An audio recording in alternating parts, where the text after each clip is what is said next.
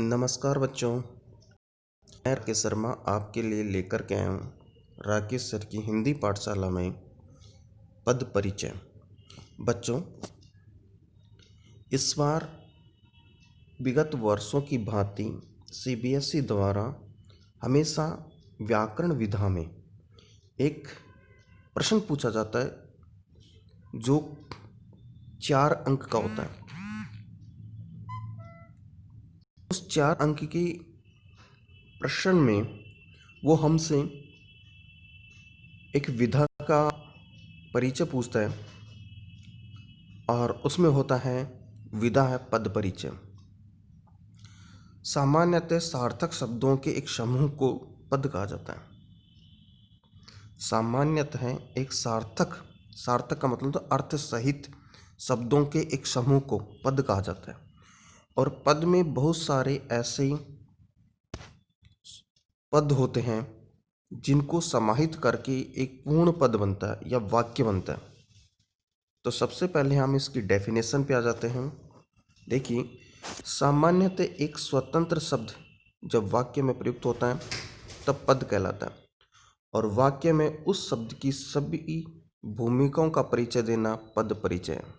यानी एक वाक्य में कौन क्या क्या आ रहा है, कर्ता कहाँ है, कौन क्रिया है, क्रिया के साथ साथ क्रिया विशेषण क्या है, उन सब का एक एक शब्द के बारे में परिचय देना ही पद परिचय।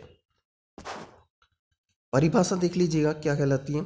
पद, वाक्य में प्रयुक्त प्रत्येक सार्थक शब्द पद कहलाता है। यानी जो जिस शब्द का अर्थ है रमेश गांव जा रहा है, यह एक पद है। यानी रमेश एक कर्ता है, जाना उसकी क्रिया हो गई, गांव उसका कर्म हो गया।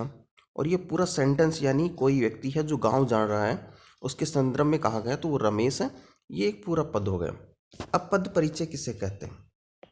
पद परिचय वाक्य में प्रयुक्त शब्द के भेद, उपभेद, लिंग, वचन, कारक आदि के परिचय के साथ ही वाक्य में प्रयुक्त अन्य सब पदों के साथ उसके संबंध का उल्लेख किया जाता है। पद परिचय के अंतर्गत वाक्य में प्रयुक्त पदों को अलग करके प्रत्येक पद का परिचय दिया जाता है। उसकी व्याकरणिक विशेषताएं या व्याकरणिक विशेषता और कार्य बताए जाते हैं।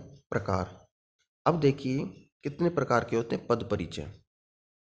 पहला 1 नंबर संज्ञा शब्द का पद परिचय, यानी इसमें संज्ञा कौन सी है, वाक्य में संज्ञा कौन सी है, यानी जातिवाचक है, भाववाचक है, क्रिया। दूसरा सर्वनाम शब्द, अगर वहाँ पर संज्ञा नहीं आई है तो सोता है कि वहाँ पर सर्वनाम आया होगा, और कौन सा सर्वनाम है उसके बारे में परिचय देना। फिर विशेषण, कर्ता, क्रिया और इनकी विशेषता। संज्ञा, सर्वनाम और क्रिया विशेषण की विशेषता बताने वाले शब्दों को विशेषण कहा जाता है। विशेषण किसी की विशेषता बताने को ही सब ये मान के चलिए विशेषण है। तो वो किसकी विशेषता बता रहा है? रमेश धीरे धीरे चल रहा है, रमेश के चलने की विशेषता बता रहा है कि रमेश कैसे चल रहा है, धीरे धीरे चल रहा है, यह उसका विशेषण है। क्रिया शब्द का पद परिचय। अब क्रिया शब्द में आप समझते होंगे सर ये क्रिया शब्द क्या शब्द है। क्रिया शब्द बेटा, क्रिया 2 प्रकार की होती हैं, एक सकर्मक क्रिया और एक अकर्मक क्रिया। जिसमें कर्म निहित हो, जिसके साथ कर्म जुड़ा हो वो सकर्मक, और जिसके साथ कर्म नहीं जुड़ा हो वो अकर्मक होता है। लास्ट एंड फाइनल 5वें नंबर पर स्टेप है, वो है अव्यय शब्द का पद परिचय। यानी अव्यय शब्द वे होते हैं जो कभी बदलते नहीं, जिनका स्वरूप कभी परिवर्तित नहीं होता किसी भी कंडीशन में। ये वे, अब ये कोई ये नहीं कर सकते कि अगर वो लड़की है तो कि वो या लड़की।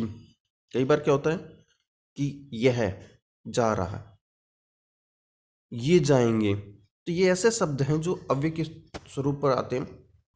अब इनके साथ साथ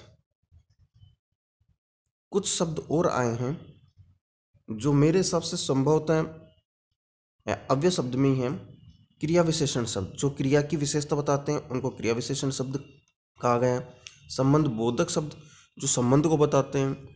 दशरथ का पुत्र, तो जो दशरथ और राम के बीच में जो संबंध है पुत्र, वो संबंध बोधक शब्द है। समुच्चय बोधक, समुच्चय मतलब जय और, रमेश और मोहन, तो वो जो समुच्चय एक समुदाय का जो वर्णन किया गया वो समुच्चय बोधक है। और विस्मय बोधक जो आश्चर्यचकित शब्द से जुड़ा हुआ वो विस्मय बोधक है। तो आज की इस क्लास में मैं अभी सिर्फ इतना ही बता रहा हूँ। कल हम पहले ही शब्द परिचय पर थोड़ी सी चर्चा करेंगे कि संज्ञा शब्द क्या है, उसका परिचय किस प्रकार से होगा।